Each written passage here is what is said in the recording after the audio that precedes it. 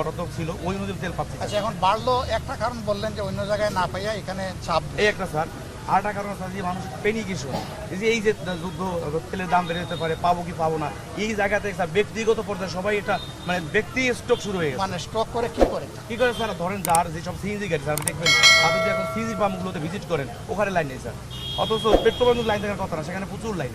আমি কিন্তু 24 ঘন্টা কালকেরও আমি 11 পর্যন্ত তেল দিচ্ছি, শেষ হয়ে গেছে আর কিছু পরে না, আজকে আবার 11টায় আসতে আমি আবার শুরু করেছি। যতক্ষণ পাচ্ছি কত সময় দিতে পারেন নাই?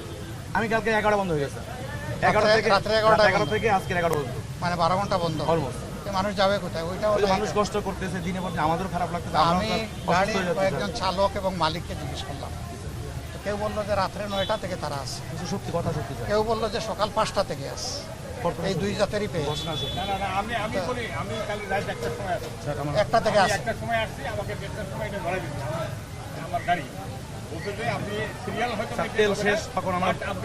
আপনি দিনে কয়বার তেল নিতে পারেন? আমি তো মাসে একবারই নেই। মাসে একবার নেই? মাসে একবারই নেই। মানে আপনার খুব বেশি লাগে না? হ্যাঁ, আপনার মানে মেয়ের অফিস আর আমার টুপিটা।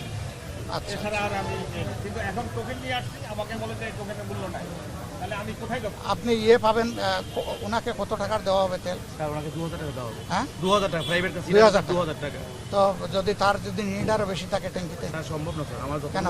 তো আপনি একদিকে বলতেছেন যে আগের চাইতে সেল বেড়ে গেছে, সেল বেড়ে গেছে, আমি আবার বলতেছেন যে আগের মতো ডিমান্ড অনুযায়ী দিতে পারতেছেন না, দুটো মিলে না। আপনার সাপ্লাইও ঠিক আছে না, সাপ্লাই বলতে গত বছরের যে আমার যে বরাদ্দ ছিল সেই সেলস ভলিউম ঠিক আছে, এই মুহূর্তে তো ডিমান্ড বেশি। আচ্ছা, আরেকটা জিনিস দেখেন, আমি কিন্তু সায়েন্সের ছাত্র, আমাকে অঙ্ক ফলো করতে হবে।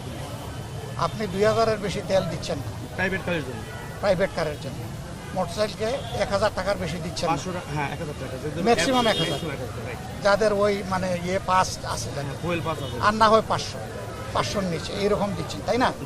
তো তেল নিতে যেটুকু সময় আগে লাগতো এখনও তো সেইটুকু সময়ই লাগে, একটু বেশি লাগে যদি কিউআর কোড স্ক্যান একটু বেশি। গুড, আরো কমে গেল, মানে সময় যত বেশি লাগবে কনজাম্পশন তত কমে যাবে, তাইলে সেল বেশি হবে কেমনে?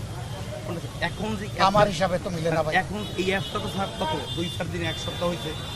আবার আমি তো এখনকার সময়টা জানতে চাচ্ছি, এই মুহূর্তের এখন এই যে অ্যাপটা 100% কার্যকর হয় ভাই আমি সহজ যে বাস্তব হলো আগে যে পরিমাণ তেল বিক্রি হতো, আপনি যদি এক সপ্তাহ স্বীকার করেন, এখন আপনি চাইলেও তা বিক্রি করতে পারবেন না।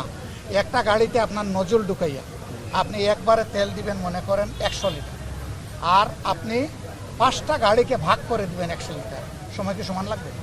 নিঃসন্দেহে 5টা গাড়িতে বেশি লাগবে। এখন তো 5টা গাড়িতে কম করে দিতে বাধ্য হচ্ছে তেলের সীমাবদ্ধতার কারণে, তাইলে